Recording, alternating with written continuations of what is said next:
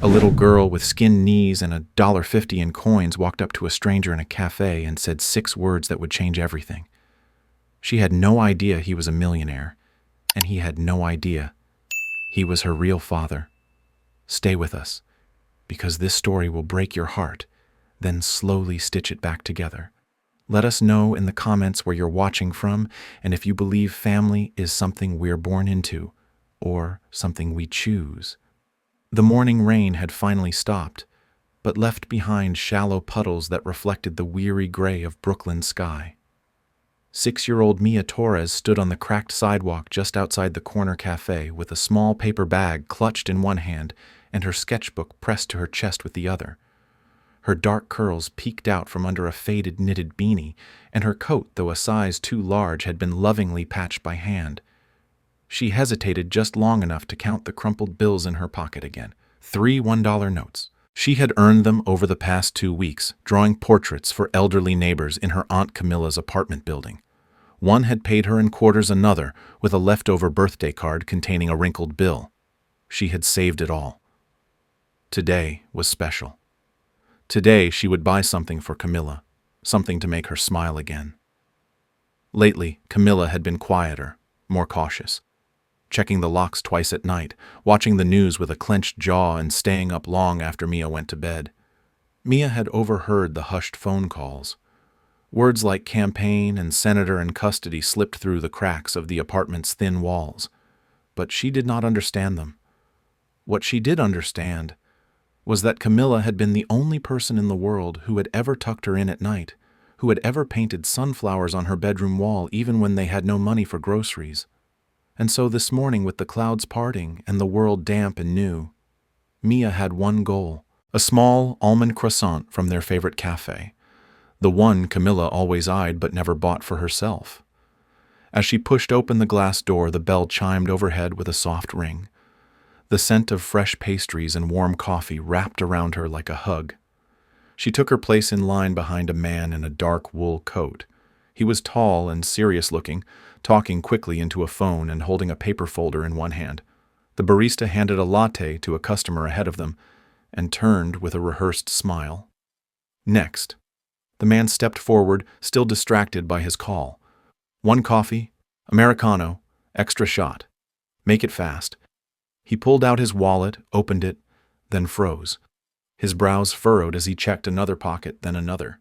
He reached into his coat. Nothing. The phone call ended with a frustrated sigh.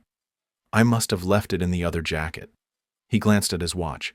9:15. This cannot be happening.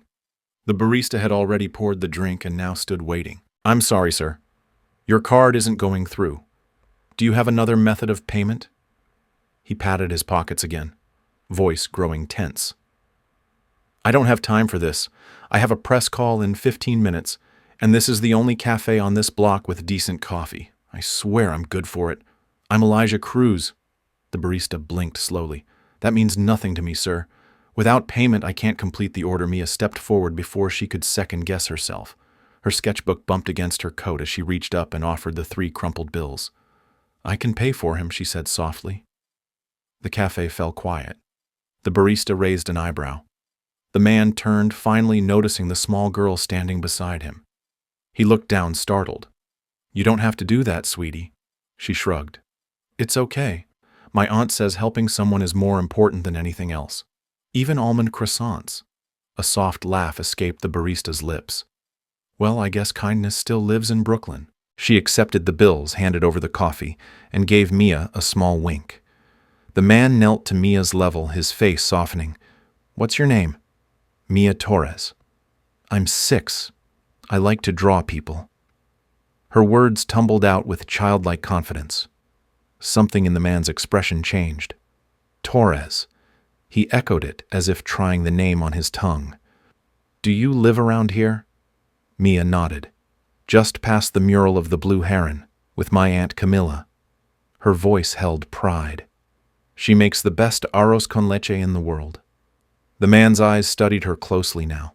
Her curls, the slope of her nose, the deep-set hazel eyes. A flicker of something old stirred in his chest. He had only seen that look once before, in Lucia's eyes. in the photo that haunted him still, the one he kept in a box at the back of his closet. He stood slowly, his coffee forgotten in his hand. "Thank you, Mia. That was very generous. You saved my morning. I can buy you something in return." "A croissant." Mia shook her head. "I was going to get one for my aunt." "She's sad today," he signaled to the barista. "1 almond croissant, please, and a hot cocoa." As they waited, he looked down at her sketchbook. "Did you draw that?" Mia nodded and flipped to the last page. A pencil drawing, a man in a coat, standing near a building with the letters CST etched behind him. Elijah stared. CST, his company, Cruise Solar Tech. The likeness was unmistakable, his own face drawn in delicate childlike lines. "That's you," she said cheerfully. "You looked serious, so I drew you." The barista returned with the croissant and cocoa. Elijah paid this time using a folded $20 bill from his coat's inner seam. As Mia turned to go, he called after her. "Mia, do you like stories?" She paused. "Yes. I like ones with secret maps and people who find out they're really princesses." He chuckled. "That's a good kind of story." Mia beamed. "Nice to meet you, Mr. Cruise." She walked out her boots, splashing through a shallow puddle. He followed her with his eyes as she rounded the corner, the pink ribbon on her coat bouncing as she walked. Elijah stood frozen for a long time. The sketch still trembled slightly in his hand. Mia Torres. Her features, her voice, her drawing, and that name. Torres. It wasn't just familiar, it was painful. Lucia Morales had once used that alias on a donation form back when they'd been fighting to keep her work with undocumented families private. He pulled out his phone and called his assistant. Reschedule the press call. Something more important came up. His assistant sounded baffled, but he didn't explain. In his pocket, he kept the receipt from the cafe. On the back, he scribbled Mia Torres, possibly 6. Guardian Camila Torres. Then beneath that, a name he hadn't spoken in nearly 7 years. Lucia Morales. A question mark. And the date. Elijah Cruise sat in his black SUV parked 2 blocks from the address he had quickly pulled up through public housing records. The name Camila Torres appeared on a rental ledger for a unit near the Heron mural Mia had mentioned. He watched the building, old but cared for. A small boy on a scooter zipped past. A woman carried groceries upstairs. No sign of Mia. Not yet. Inside the apartment, Camilla sat cross-legged on the floor sorting donation clothes. The room was small but tidy. A shelf of mismatched books, 2 folding chairs. Mia's drawings clipped to a string across the window. One showed a glowing sun, labeled My Family. Another showed a smiling woman and a little girl holding hands. Camilla paused when the front door creaked open. Mia burst in triumphant, holding out the paper bag. "I got it. Almond croissant." Camilla blinked. "Mia, you were only supposed to draw outside the cafe. Did you go inside?" Mia's face fell. "I just wanted to get you something happy. A man didn't have money for coffee, and I had enough." Camilla's heart dropped. "What man? Did he talk to you, touch you?" Mia shook her head. Mia shook. "He was nice. Wore a coat like yours when you had your interview. He said thank you. He bought me cocoa. And he gave me this." She handed Camilla the sketch. Camilla's blood ran cold. The man's face in pencil. Elijah. There was no mistaking it. Elijah Cruise. The man she had sworn to avoid at all costs. The man Lucia had loved. The man Camilla had blamed for Lucia's death even when there was no proof. Camilla stared at the drawing, her fingers tightening. "Did you tell him your name?" Mia hesitated. "Just my first name. And that you're Camilla, and where we live." Camilla exhaled slowly. "Okay. It's okay." She hugged Mia close, fighting the rising panic. "Everything's going to be fine. We just have to be a little more careful, okay? Like we practiced. Emergency bag. Meet-up point." Mia nodded, her tone serious now. "Yes, just like the game." Camilla smiled and kissed the top of her head. "That's my brave girl. Now go wash up. We'll have this croissant together." As Mia scampered off, Camilla sat motionless, staring at the sketch. Her fingers trembled. She reached under the couch and pulled out a metal tin. Inside old documents. A worn hospital bracelet with Lucia's name. A birth certificate listing Mia's mother as Lucia Morales and father as unknown. The photo of Lucia in a hospital bed moments after Mia's birth. Camilla clutched it to her chest. What now? What if he knew? What if he came looking? She had kept this promise for 6 long years. She would not break it now. Outside, Elijah lowered his binoculars as a small shape appeared in the window. Mia. She was dancing with her arms wide, spinning, holding a croissant in one hand. He smiled despite himself. Then noticed a figure step into the window behind her. A woman, late 20s, short black curls. Familiar. So familiar. Camilla. He had not seen her since Lucia's funeral. She had vanished days later. Now she was here. With a child who looked so much like Lucia, it made his breath hitch. Elijah knew 2 things for certain. 1, that girl was his, and 2, Camilla was hiding something. He put the car into gear and pulled away from the curb. He needed answers, and he would get them, but not yet. First, he needed to remember everything about the last days with Lucia, before she disappeared, before the funeral, before the day his whole world had gone quiet.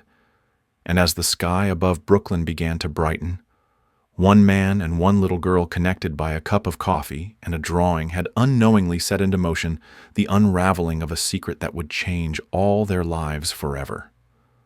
The next morning dawned with a haze of low-hanging clouds and the muffled bustle of weekday traffic.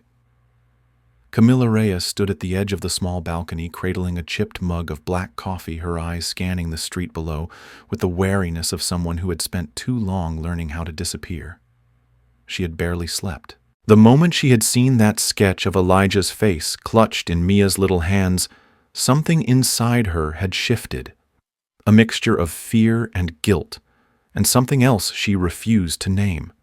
She had not seen Elijah Cruz since the funeral, had not spoken his name in 6 years. And yet here he was again, appearing out of nowhere like a shadow that had finally caught up. Behind her, she heard Mia humming softly as she colored at the fold-out table. Camilla turned and watched her for a moment. Her small frame hunched over her paper tongue, peeking out in concentration, sketching the outline of what looked like a tall building with the sun behind it. Mia had always drawn like that, not just copying what she saw, but what she felt. Camilla sipped her coffee and tried to ignore the tightening in her chest. She knew what had to be done. She crossed the room and pulled a shoebox from the top closet shelf. Inside, beneath a few worn photos and a folded envelope, was the emergency file, new IDs, a prepaid burner phone, a bank envelope with just enough to last a month if they had to run. Again. She stared at the contents and closed her eyes. Not yet. Not unless she had no choice. She had promised Lucia she would raise Mia as her own. She had promised to protect her, and Camilla Reyes did not break promises, especially not to her sister. That afternoon, she picked Mia up from school early. The teachers did not question her. Camilla was known as a model guardian, always polite, always prompt. Mia trotted beside her backpack, bouncing, asking if they could stop for ice cream. "Not today, sweetie. We have to get home." Camilla glanced over her shoulder more than once as they walked.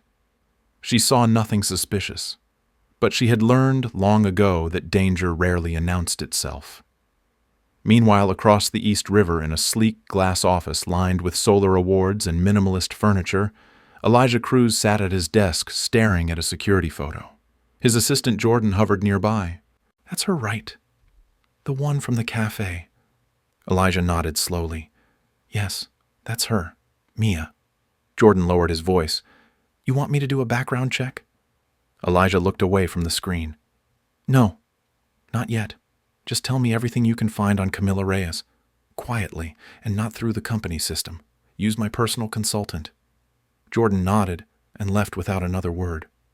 Elijah sat back, the image of Mia burned into his mind. He could not get over it. Her eyes, her smile, the way she had drawn him without ever knowing his name, or had she? He reached into his drawer and pulled out the only photo he still had of Lucia. It was from their last weekend together. She was wearing that yellow scarf she loved, the one with tiny sunflowers. Her hair was braided over one shoulder. She had just told him she was pregnant. He remembered the way she had smiled, radiant and nervous all at once. But then everything had fallen apart so quickly. The threats, the surveillance, the political pressure. And then the crash. Only it had never made sense. Lucia had been careful. She had told him she was being followed. And then suddenly, she was gone. Her body cremated before he could see it. A closed casket. A rushed funeral. And Camilla had vanished 2 days later. No explanations. No goodbyes. Only silence. Until now. That evening, Elijah returned to the cafe. Same time, same corner table. He brought his sketch pad and pretended to work. But his eyes scanned every child that passed, hoping for a glimpse of Mia. She did not come. He stayed until the sky turned lavender and the streetlights flickered on. The next day he did the same, and the day after that. On the 4th day he saw her. Pink jacket, curling ribbon in her hair, walking beside Camilla, who was holding her hand tighter than necessary. He watched them enter the bodega on the corner. When they exited, he followed at a distance. Not too close. Just enough to see where they turned. They disappeared into the building with the cracked lion-shaped railing on the stairs. He memorized the address. That night, Camilla locked the door with an extra turn. She sensed it now. A shift in the air. She sat with Mia on the floor as they colored, but her eyes kept drifting to the window.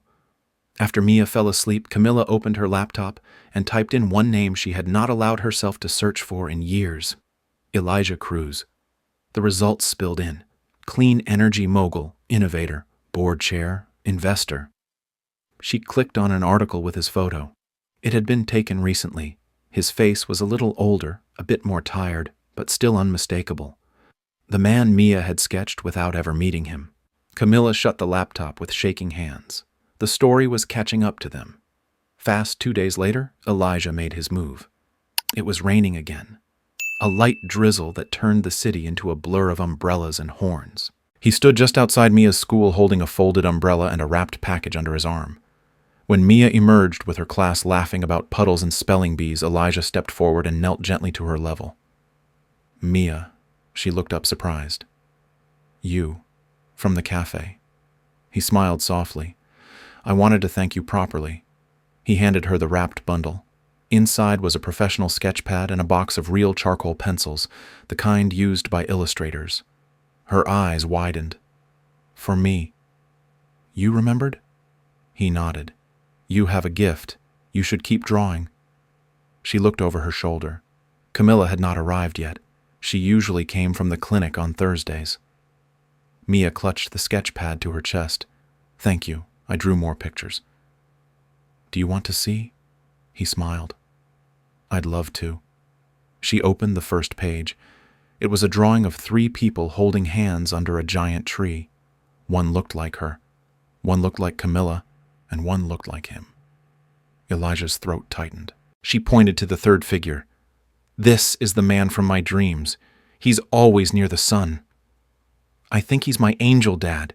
He felt something collapse and build inside him all at once. Before he could answer, Camilla's voice rang out sharply. Mia, get away from him! Now! Mia froze. Elijah stood slowly. Camilla was already pushing through the crowd, raincoat-soaked eyes blazing. What are you doing? Elijah kept his tone calm. I just wanted to say thank you. Camilla stepped between them, grabbing Mia's arm protectively. You stay away from us. Do you hear me? He nodded once. I just wanted to talk. That's all. You don't get to want anything, Camilla snapped. Not after what happened, not after what you left behind. She turned sharply and pulled Mia away. The child looked back confused. Her new sketchpad clutched tightly. Back home, Camilla paced. She knew it was over. The wall had cracked. She would have to run. Tonight. But then Mia looked up from her drawings and said something that stopped her cold. Aunt Camilla, why did you look scared? He's not bad. He's kind, like the stories. Camilla knelt and cupped Mia's face. Sweetheart, sometimes people hurt others without meaning to, and sometimes it's not safe to be around them even if they seem nice. Mia's eyes filled with tears, but he looked like my dream. Camilla hugged her tightly. I know, baby. That night after Mia fell asleep, Camilla sat at the window and made a decision. She would not run. Not yet. Elijah was many things, but he was not stupid. If he was here, it meant he had already suspected the truth. Running would only confirm it. And there was still the greater threat, Senator Hartford, the man who had once vowed to silence Lucia forever. If he ever found out Mia was alive, he would come after them all. Camilla needed help, and as much as it burned her to admit it, Elijah Cruz might be the only person with enough power to protect Mia now. Even if it meant facing the man she blamed for everything elsewhere, Elijah sat in his study, staring at his hands. Her voice still echoed in his ears. You don't get to want anything, not after what you left behind. He reached for the old tin box where he had hidden the hospital bracelet Lucia had once left in his pocket. It had a name on it, Baby Girl Morales. No father listed, until now. He pressed the bracelet to his lips, closed his eyes, and made a vow. I will not lose her. Not again. Elijah Cruz stood outside the nonprofit center on East 118th Street, staring at the faded mural painted across the brick facade. It showed a line of children holding hands beneath a bright yellow sun with the words Nueva Luz etched beneath. New light. He exhaled slowly and adjusted the cuff of his jacket. This was where Camilla worked, at least according to the information Jordan had discreetly gathered. Community arts education by day, janitorial contracts by night. She was doing everything she could to stay invisible. But she had not counted on Mia. He stepped inside the front door and was greeted by the scent of tempera paint construction paper and worn linoleum. A teenage volunteer looked up from the reception desk and offered a polite nod. Can I help you? I'm looking for Camilla Reyes. The girl tilted her head. She's teaching the 6-year-olds in the back studio. Do you have an appointment? He smiled. Just tell her Elijah Cruz stopped by. I'll wait here. She hesitated, but eventually disappeared down the hall. Moments later, Camilla appeared in the doorway, arms crossed, apron splattered with blue and green paint. Her expression was unreadable. You shouldn't be here. We need to talk. She glanced over her shoulder. Not here. There's a diner 2 blocks east. Meet me there in 20 minutes. I don't want Mia to see you again until I understand what you want. Elijah nodded once. I'll be there. The diner was nearly empty when she arrived. Her hair-tied-back jacket buttoned to her throat. She slid into the booth opposite him and did not speak for several seconds. Finally, she said, You found us faster than I expected. I wasn't trying to hide from you. Elijah looked at her and saw the same fire in her eyes that Lucia once had. You ran without a word. You took her. I didn't even know she was pregnant. Camilla leaned forward, voice low. You didn't know because Lucia didn't want you to know. She was trying to protect you. From what? From your own ambition. From the people who would have used that child as a weapon. From your company. From your name. Elijah clenched his jaw. I would have protected her. You would have tried. But you were in bed with Hartford's enemies. You don't know what that meant. Lucia didn't want your name on a birth certificate. She didn't want your security team, your lawyers, your board. She wanted peace. She wanted her daughter to live free. He stared at her. Is that what she told you? Not in those words. But I knew. I was with her every day. She trusted me. She made me promise.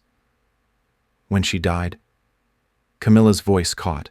When they said it was a hemorrhage, I knew they were lying. But I had no proof, so I took Mia and disappeared. And I kept my promise. Elijah felt like he had swallowed glass. Why didn't you tell me? I would have believed you. She shook her head. You would have gone to war.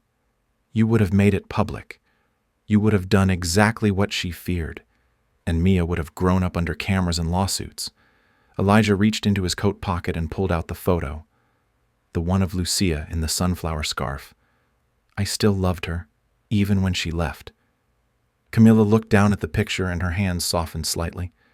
I know. I saw the letters, but you were being watched.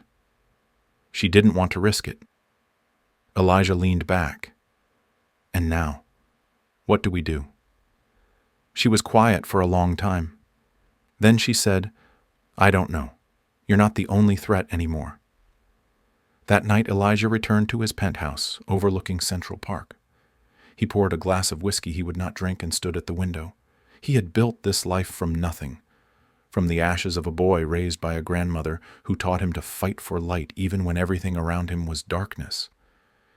He had created Cruise Solar Tech to change the world, but somewhere along the line he had stopped believing he could have a family in it. Lucia had been his exception.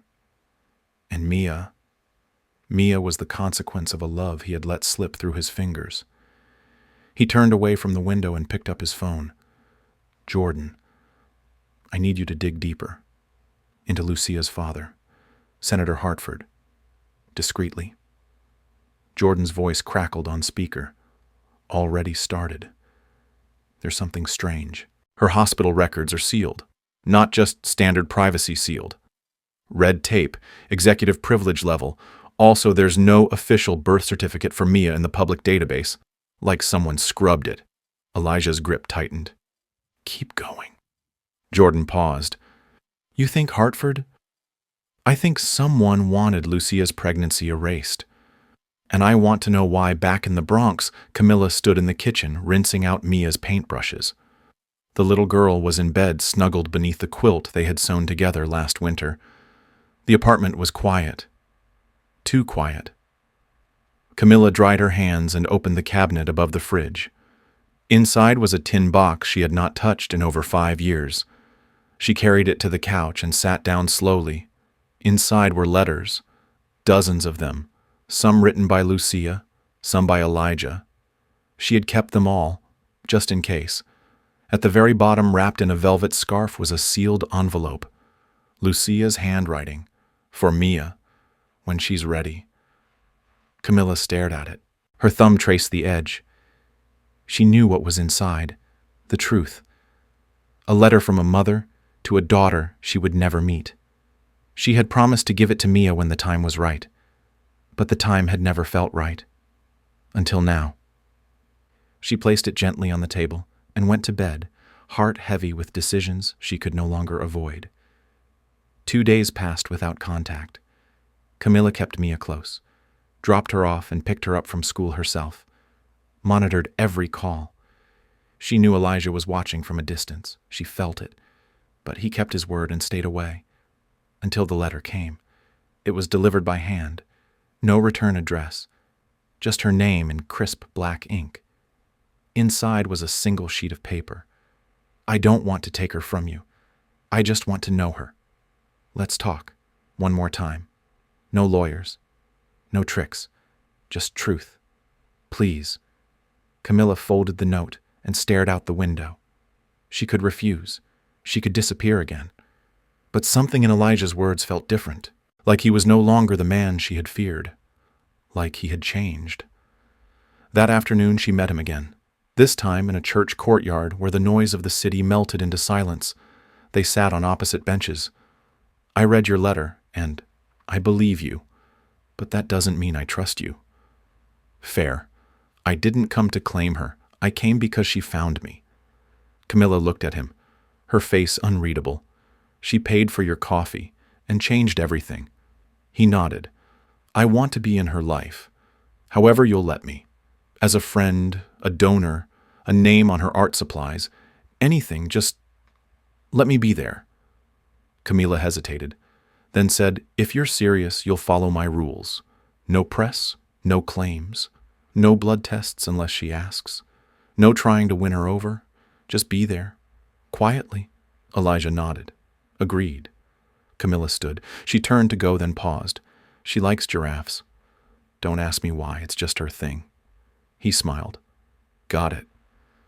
That evening, Mia came home to find a small package on the kitchen table. It was wrapped in paper covered in tiny giraffes. Inside was a sketchbook with her name embossed on the front, and a note that said, for the artist who sees the world in light. Mia gasped and looked up at Camilla. "Did you get this for me?" Camilla smiled faintly. "No, sweetheart. A friend did." Mia clutched the book to her chest. "Can I write him a thank you card?" "Sure, baby. You can draw him something too." She did. She spent the whole night on it. When she was done, Camilla mailed it without a return address. And when Elijah opened it 2 days later, he found a picture of a girl with giant eyes riding a giraffe through the clouds. On the bottom, she had written in block letters, "Thank you. I hope you come back one day. My name is Mia. I like the color yellow and drawing and French fries. Also, I think maybe you were in my dreams." Elijah held the drawing in both hands. And for the first time in years, he cried. Not from grief, but from hope. It happened on a Thursday morning. The rain had finally stopped falling after 3 days of relentless drizzle that turned sidewalks into mirrors and made the city smell like wet brick and forgotten dreams. Camilla was folding laundry in their small living room, humming a lullaby under her breath while Mia sat cross-legged on the carpet, coloring a scene with giant flowers and a boy in a suit flying through the air holding an umbrella.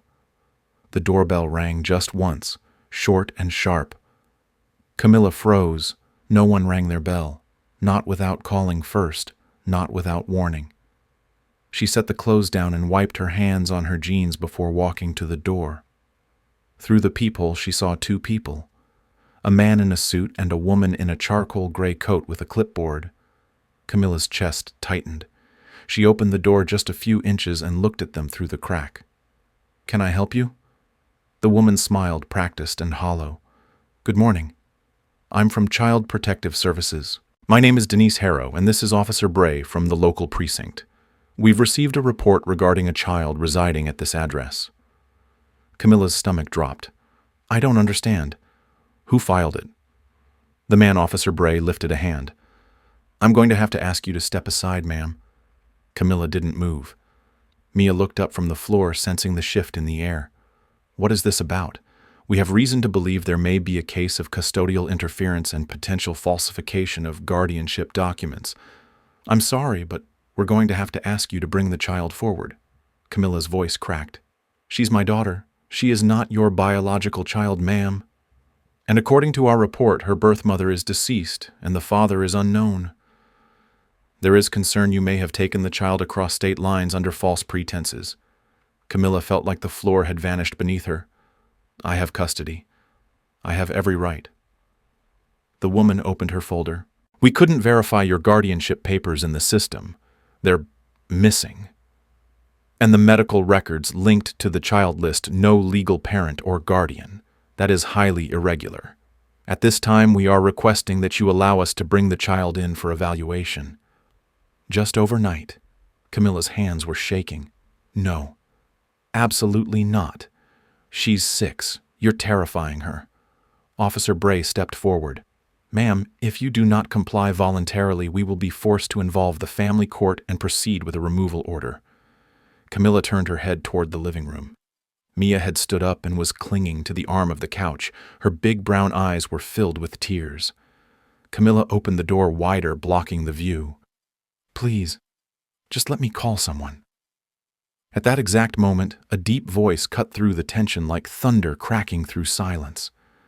"That won't be necessary." Elijah Cruz stepped into the hallway, dressed in a dark coat, rein still clinging to his shoulders, expression calm but lethal. He held out a thick folder. "Here are DNA test results confirming paternity, legal affidavits declaring voluntary custody, and a court-verified statement from the birth mother's physician confirming the child's birth date, location, and circumstances. If you need more, I'll have my attorneys bring it to your office in an hour." The woman blinked, caught completely off guard. "And you are?" "I'm Elijah Cruz, the girl's biological father, and the CEO of the firm your department hired last spring to upgrade your child database encryption. Would you like me to place a call to your regional supervisor?" Officer Bray looked from Elijah to Camilla and back. The tension in his shoulders softened. "That won't be necessary, sir." The woman hesitated. We were acting on a report." "Of course you were." Elijah's voice was ice wrapped in velvet. "Now kindly leave." Camilla stood in stunned silence as they turned and left without another word. As the door clicked shut, she dropped to her knees and pulled Mia into her arms, her whole body trembling. Elijah stepped closer, his voice barely above a whisper. "Are you both all right?" Camilla looked up at him, her eyes blazing with panic and accusation. "Who filed that report?" Elijah exhaled slowly. "I checked already. The complaint came from a private firm out of Albany. Their retainer is tied to a shell company, but the address links back to Hartford's campaign headquarters." Camilla closed her eyes. "Of course it does. He's trying to take her, to claim her." Elijah nodded.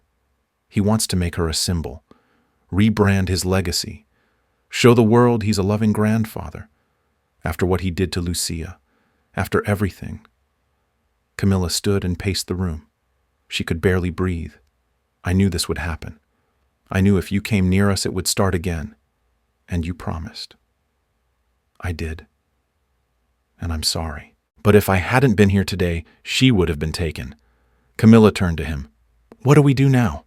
Elijah's expression changed. "We stop pretending, we face him, and we protect her." Camilla folded her arms. "And how exactly do you propose we do that? Because last I checked, he still holds a seat in the Senate, runs half the state through influence, and buries anything he doesn't like." Elijah looked her straight in the eye. "We make it legally impossible for him to take her." "How?" "We get married." The words landed between them like a lit match on dry grass. Camilla stared at him. "That is not funny. I'm not joking. If we're legally married with established paternity, the court cannot question her placement. They'd have to prove harm, and they can't. You're talking about a fake marriage. I'm talking about legal protection. I have a team that can draw up the paperwork. No prenup, no loopholes, full transparency. You'd retain all guardianship rights. I'd add her to my health and security plans. It would be for her." Camilla laughed, once bitter and sharp. "You want me to marry the man who once signed away every private corner of his life to public shareholders." Elijah stepped closer. "I want to protect the daughter we both love, and I can't do that unless I stand beside you. Not behind, not above, beside." Camilla looked away. She pressed her palms to her eyes. "I can't think. I can't. This isn't a story. This is my life, and it has never been safe." Elijah waited, quiet, still. Then finally she whispered, "If I say yes, it's for Mia, not for you, not for love, just safety." Elijah nodded, understood. Camilla looked at him and saw something flicker in his eyes. Not triumph, not strategy. Something softer, something almost like sorrow. 3 days later, they stood in front of a courthouse clerk and signed the papers. There was no ring, no flowers, just ink and trembling hands. Mia thought it was an art project. She drew hearts on the folder and insisted on holding both their hands as they left the building. That night, Camilla tucked her into bed and found a drawing under the pillow. It showed 3 stick figures standing under a giant umbrella. One had curly hair, one had a tie, one had a crown. Above them was the word family spelled with an E instead of an A. Camilla traced the lines, and her throat tightened. The next morning, Elijah met them outside Mia's school. He brought her a giraffe plushie and a note that read, "For the brave explorer who reminds me how to see the world." Mia giggled and hugged him tight. Camilla stood at a distance, arms folded, watching silently. But Hartford was not finished. That night, Elijah received a call from Jordan. "We got something." The hospital Lucia gave birth in. Its records were sealed not by patient request, but by executive override. Only a handful of people could have done it. One of them was Senator Hartford. Elijah's voice went cold. "Keep digging. I want everything. The truth. All of it. Even if it hurts. Especially if it hurts." And somewhere in a high-rise office filled with gold and silence, Edward Hartford swirled his scotch and stared at a photo of a little girl holding a man's hand. He smiled. The campaign was just getting started. The first time Mia called them Mommy and Daddy in the same breath, Camilla nearly dropped the cup she was holding. It was a Tuesday afternoon unremarkable in its haze of homework and leftover macaroni, when Mia looked up from the kitchen table and said with complete ease, "Mommy, can Daddy braid my hair too, like you do?" Camilla had frozen the words hanging in the air like a slow-motion collision between past and future. Elijah, seated on the couch with his laptop resting forgotten on his knees, looked up so fast he almost knocked the computer over.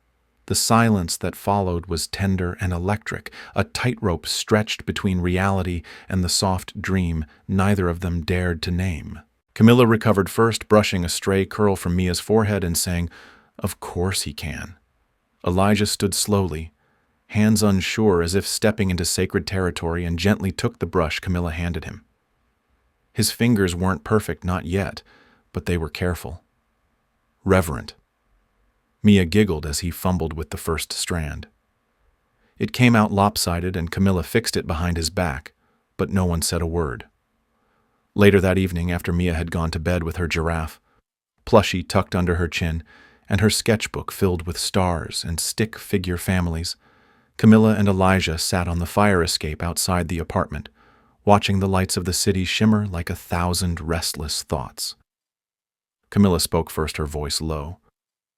"She's calling you Daddy now." Elijah nodded. "I noticed." "You okay with that?" She turned to him, her eyes unreadable. "I don't know. I didn't plan this. You didn't plan her." He looked down at his hands. "Neither did I. But here we are." Camilla leaned her head against the cool railing. "You ever think what Lucia would have wanted?" Elijah exhaled. "Every day. I think she'd want Mia to feel safe, loved, like she belongs. She does. And maybe you and I can finally stop pretending this is all temporary." Camilla didn't respond to that. The truth was, she didn't know how to answer it. She had spent so long building walls of practicality around her heart that anything warm enough to grow inside felt like a threat. But in the quiet moments when Elijah wasn't looking, she had started drawing him too, in the edges of grocery lists, in the corners of Mia's school forms, a tall figure with kind eyes and a coffee cup always in hand, like he had become a part of the rhythm of their days, one heartbeat late, but catching up fast. The next week, Elijah invited them both to his private residence on Long Island. Not the towering condo downtown where he held meetings and brokered deals, but the quiet house by the water where no one knew his name. Camilla hesitated. She didn't like the idea of disappearing from the public eye, especially now that Hartford's shadow was creeping closer. But Elijah promised. Just one weekend. No headlines, no pressure. Just the three of us. Camilla reluctantly agreed. What she didn't expect was the way Mia lit up the moment they pulled up to the weathered White House with blue shutters and a hammock strung between two trees. It looked like something from a dream Mia might have drawn. Inside, the walls were lined with books and old photos, many of Lucia. Camilla felt her chest tighten. Elijah caught her staring at one. It was Lucia at 20, standing barefoot on a rock by the ocean wind in her hair, laughing like nothing in the world could touch her. Camilla whispered. She hated that picture. Said her nose looked weird. Elijah smiled. It was my favorite. That night, after Mia was asleep, Camilla wandered out to the porch. Elijah was already there, a blanket draped over his shoulders, holding a steaming mug. He handed her one, without asking. She took it, sipped, then said softly, "This house feels like her." Elijah nodded. She loved it here, said it was the only place she could breathe. You ever wonder what she'd say if she saw us now? All the time. Camilla looked out into the night, the stars a little too far, the quiet almost too much. Do you think she'd forgive us? Elijah didn't hesitate. I think she'd be relieved, that her daughters loved, that her best friend kept her promise, that I finally woke up. Camilla didn't look at him. She just whispered, I never stopped missing her. Me neither. In the days that followed, their rhythm began to change. Mia started drawing them all with matching capes and silly hats. Camilla found herself laughing more. Elijah started cooking breakfast badly but with great effort. On the second morning, Mia accidentally knocked over a vase and burst into tears. Camilla rushed to comfort her, but Elijah knelt first and said, "Accidents happen. We clean it up together, okay? No one gets mad." Mia looked at him like he had rewritten a law of the universe. Then she hugged him so hard he nearly fell over. That evening, Camilla watched them play Uno on the living room rug and felt something she had not felt in years. Home. But outside their little haven, the world was still turning. Jordan called Elijah with new findings. We accessed the medical files. Lucia's charts were sealed not just after her death but days before she delivered, and guess who had remote override privileges? Elijah felt the cold spread through him. Hartford. Jordan confirmed. There's more. Her attending physician, Dr. Elise Monroe, was transferred out of state days after signing Lucia's release papers.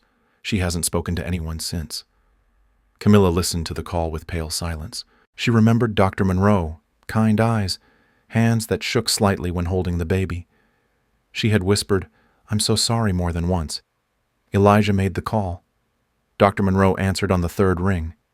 When she heard Lucia's name, she broke down. "I wasn't supposed to talk. They told me I'd lose my license." Camilla leaned into the phone. "Please, tell us what happened." Dr. Monroe's voice cracked. She came in early, said she was feeling pressure, not contractions. But something was off. We ran tests. She was fine, stable.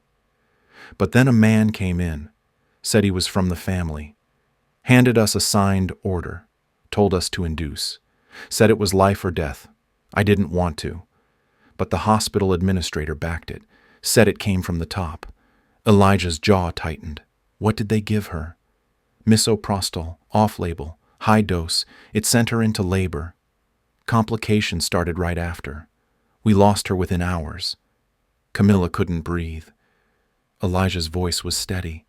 "That man. Do you remember his name?" She hesitated. "I never got it." "But..."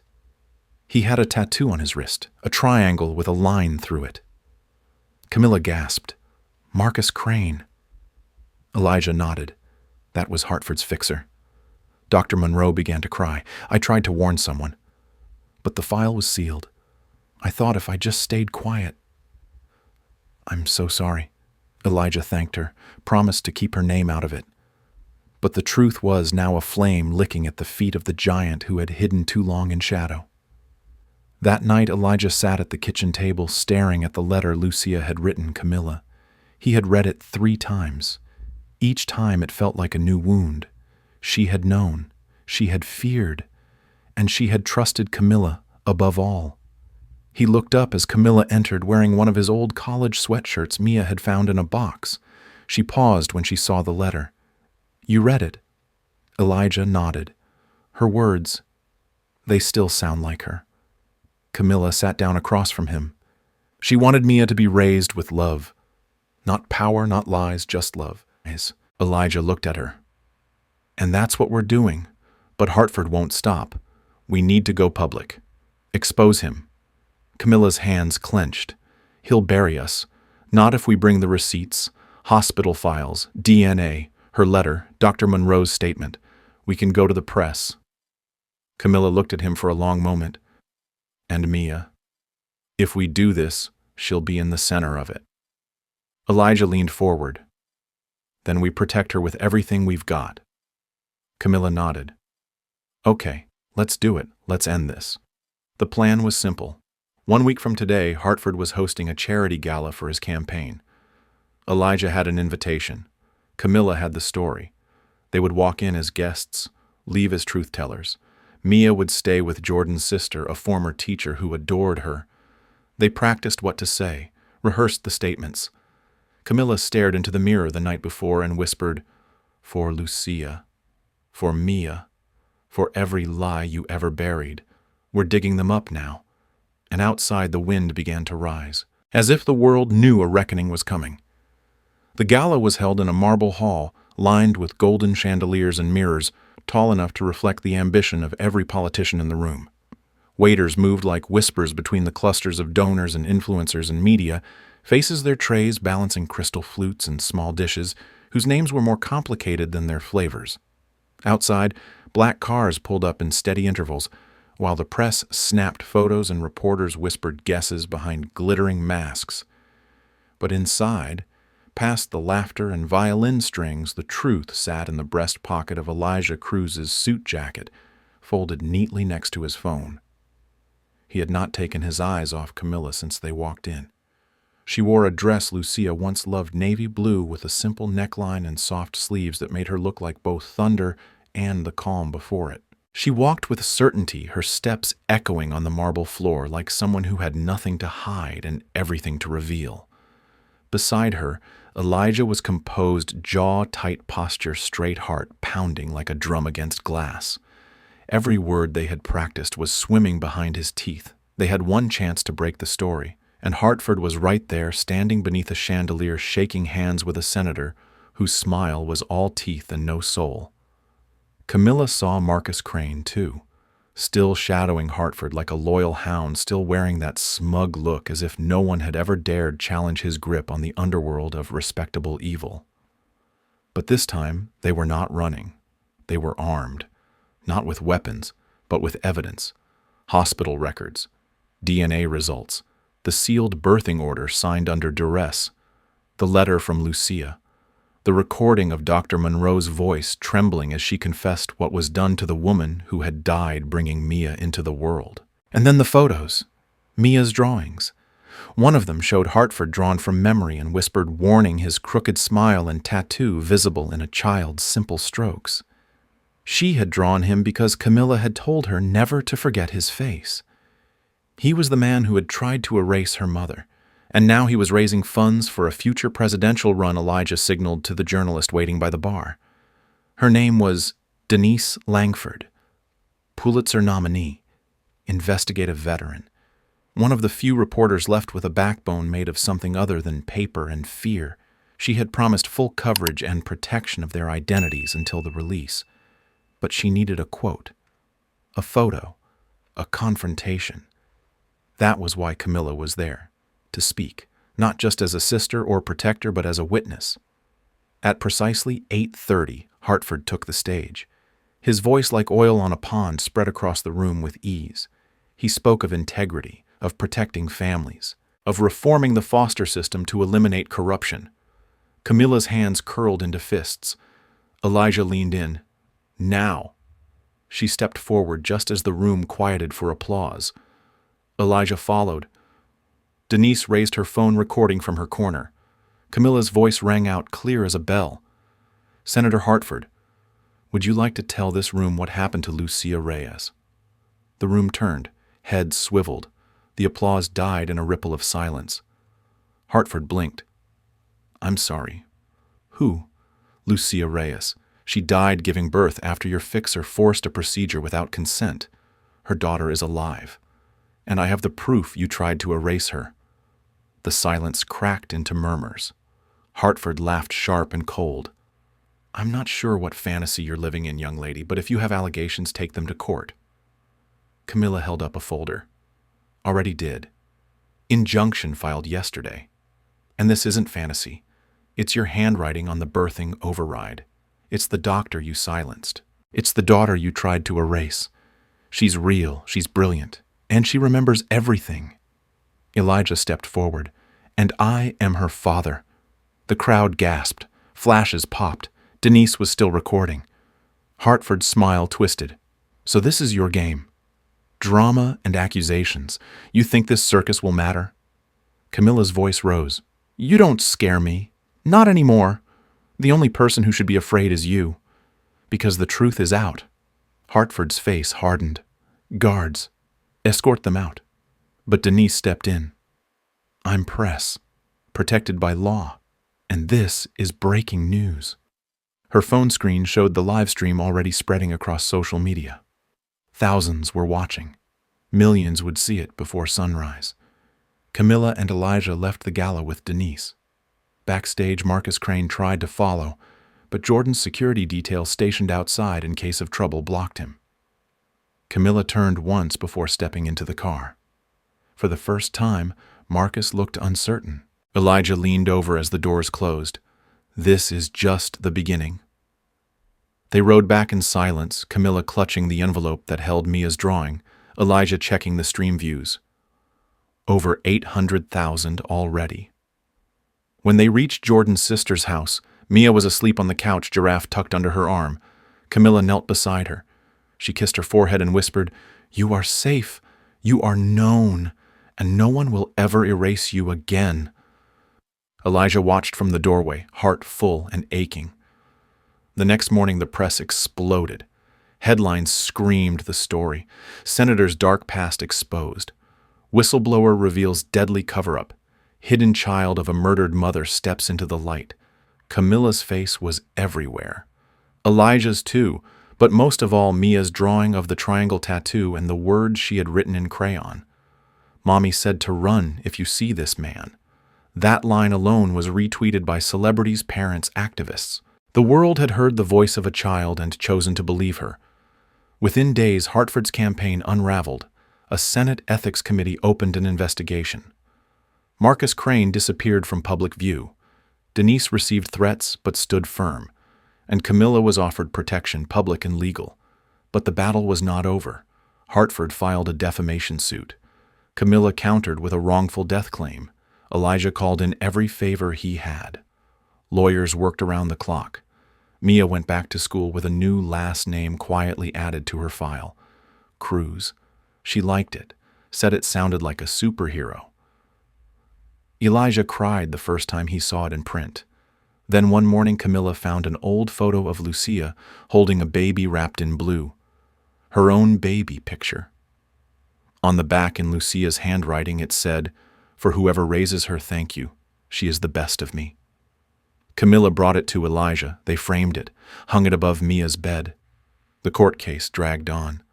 Hartford tried to stall, delay, deny. But truth has a way of surviving. In the end, a judge ruled in favor of Camilla and Mia. The evidence was overwhelming. Hartford's political future was over. Marcus Crane was indicted on multiple charges. Elijah stepped down as CEO and founded a nonprofit, the Cruz Foundation for Family Justice. Camilla became its director. Mia started calling their new apartment the House of Truth. One evening months later, they returned to the same cafe where it all began. Elijah insisted on it, said he wanted to pay respect to the moment that changed everything. Camilla agreed. Mia ordered hot chocolate and drew a new picture on a napkin. This time it was the three of them, holding hands, smiling. Above it she wrote, "My real family." When the waiter brought the bill, Mia reached into her tiny purse, pulled out 3 crumpled dollars. Camilla smiled. Elijah shook his head gently. "No, baby, I've got it," Mia insisted. "I want to. It's tradition." Elijah laughed. "Okay then, best coffee I never paid for." Again. They left the napkin behind, but this time Elijah wrote something under Mia's drawing. "Thank you for seeing us, all of us." And when they walked out into the cool evening air hand in hand, Elijah looked up at the sky and whispered, "Lucia, we did it. She is safe. She is home." Months passed, and though the storm had calmed in the public eye, its ripples continued to shape the quiet corners of their lives. Elijah Cruz no longer walked into boardrooms wearing the armor of power. Instead, he wore soft denim open-collar shirts and sometimes even a sketch on his cuff from a 6-year-old with an imagination bigger than the sun. Camilla Reyes, once hunted by silence and secrets, had become a national speaker on child welfare reform, invited to testify before panels and speak to university students. She always brought one object with her, a worn giraffe toy named Mello. Not because it was the centerpiece of the story, but because it reminded her of who she was protecting and why. Mia, now officially Mia Reyes Cruz, had started school again, this time in a place where no one whispered about where she came from or stared at her with pity. She made friends quickly. She told them her dad used to be a superhero in a suit, but gave it up so he could help real people. When someone asked if her mom was famous, she said, she saved lives without needing cameras. When asked about her drawings, she said they were memories that hadn't happened yet. One afternoon, while Elijah and Camilla watched her from a bench at the edge of the park, Mia climbed onto the jungle gym, turned toward them, and shouted, "I drew us a treehouse that floats." Camilla smiled and shouted back, "Can we live in it?" Mia nodded. "Yes, but no phones allowed." Elijah laughed. "Deal." He leaned closer to Camilla. "Do you ever feel like we stepped into a dream?" She nodded. "Every day." But the dream wasn't without shadows. The victory in court had stirred enemies. Though Hartford was disgraced, his allies still moved in quieter ways. There were veiled threats. A letter slipped under their door with no signature. A voicemail with nothing but breathing.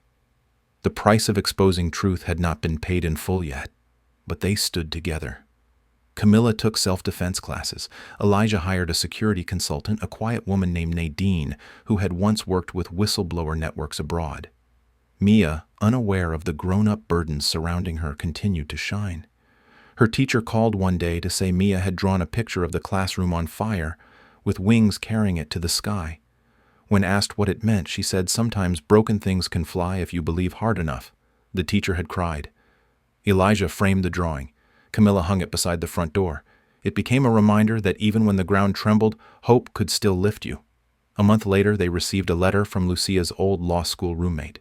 Her name was Serena, and she had only just learned of what happened. Inside, the envelope was a photograph. Lucia, 20 years old, sitting on the hood of an old red car, holding a sketchbook in her lap. Beside her, a younger Camilla, laughing mid-bite of a sandwich mustard on her cheek. On the back, Lucia had written, "For the days we forget why we fight." Serena included a note. She wrote, "Your story found me.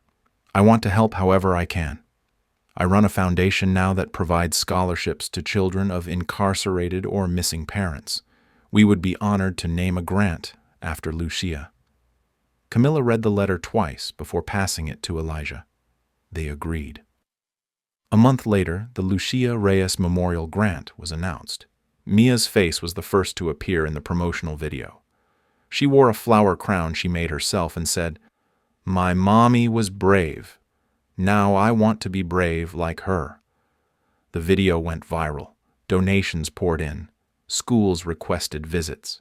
Elijah began speaking again, not about profits or growth, but about legacy and healing. He stood before audiences who once saw him as unreachable and said, "The greatest thing I ever built wasn't my company. It was a home with 2 women who taught me how to show up." One day Mia asked if she could go back to the place where she first met Elijah. The cafe? Camilla hesitated.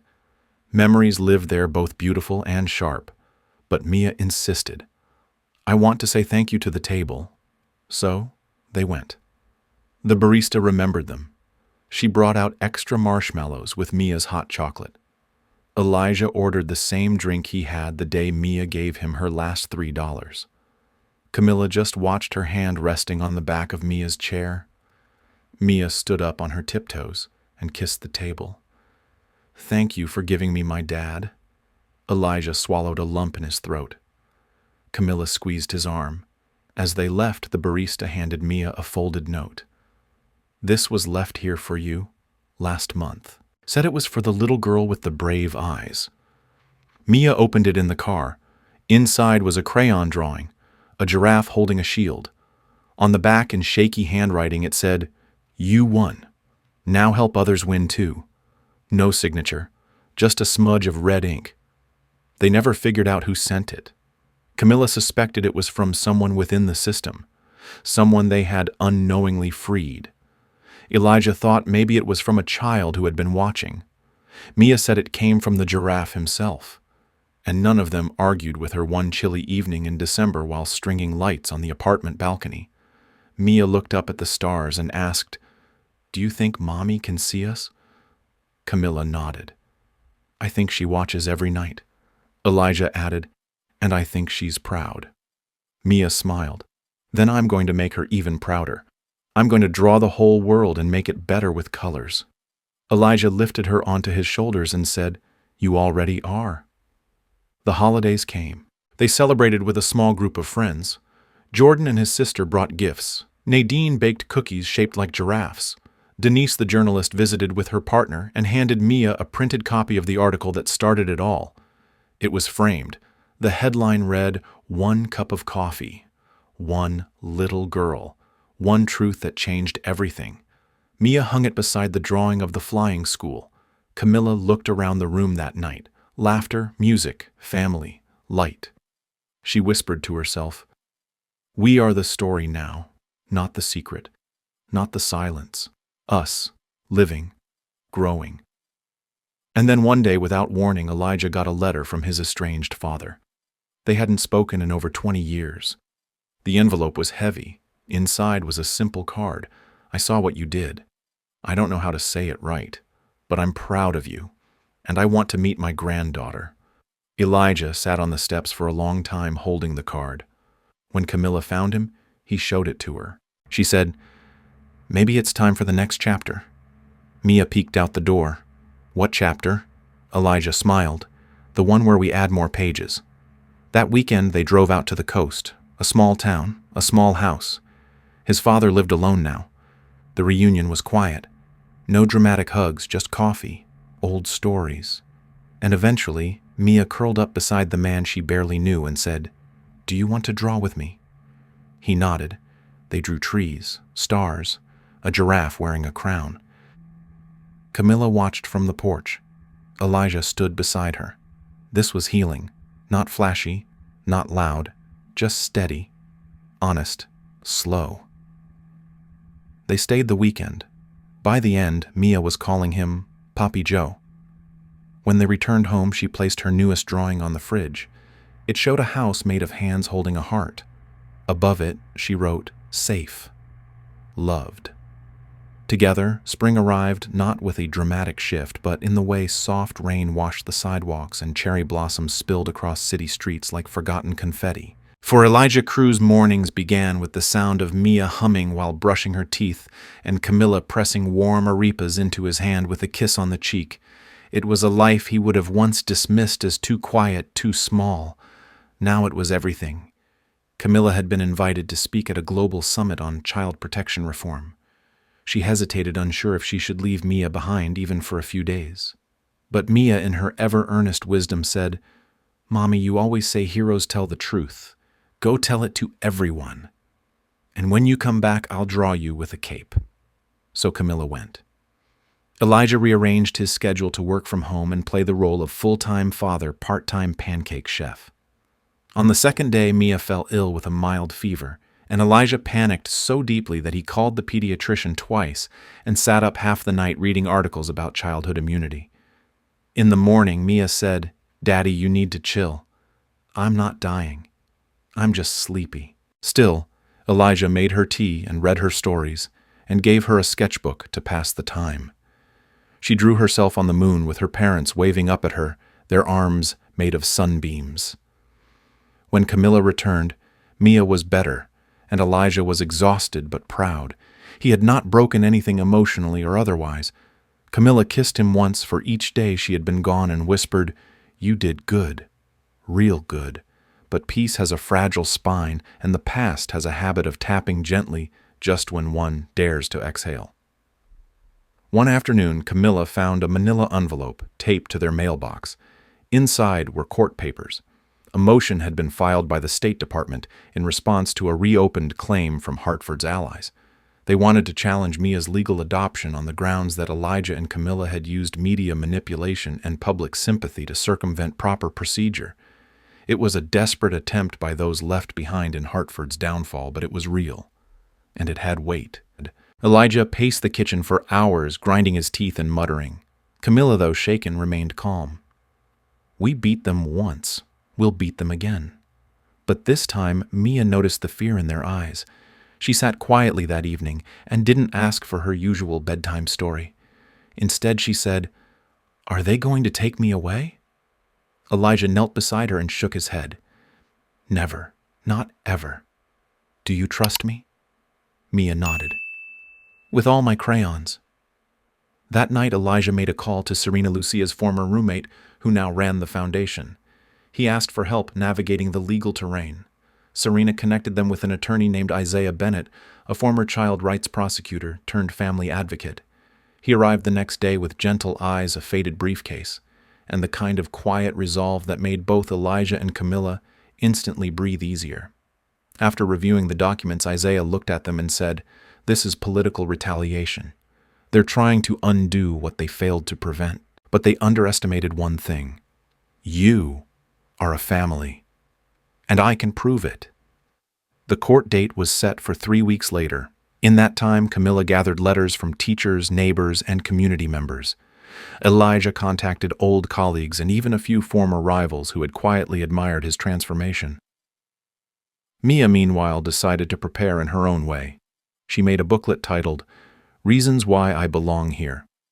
Inside were drawings of her bedroom, her favorite snacks, Elijah dancing badly in the kitchen, Camilla reading poetry with one sock always missing, and Mello the giraffe wearing glasses. On the last page she wrote, "Families are not blood. They are love you don't have to ask for." The morning of the hearing, Elijah woke early. He ironed his shirt 3 times. Camilla wore Lucia's old scarf, the one with sunflower prints. Mia wore her best dress and insisted on carrying the booklet herself. The courthouse steps were lined with media again. Not as frenzied as last time, but curious. Isaiah met them at the door and offered Mia a wink, ready to show them what love looks like. Mia nodded and took his hand. The courtroom was smaller than they remembered, more intimate. The judge, a woman in her 60s with silver hair pulled into a tight braid, listened patiently as the opposing counsel argued that the process of Mia's adoption had been accelerated unfairly due to Elijah's influence and Camilla's media connections. They claimed emotional manipulation, public theater, a circumvention of justice. Isaiah stood and in a calm, steady voice dismantled each claim. He presented school records, therapy notes, neighborhood testimonials, and Mia's drawings. He even brought up Mello the giraffe as evidence of emotional consistency and security. The judge smiled at that. Then she turned to Mia and asked, "Do you understand why we're here today?"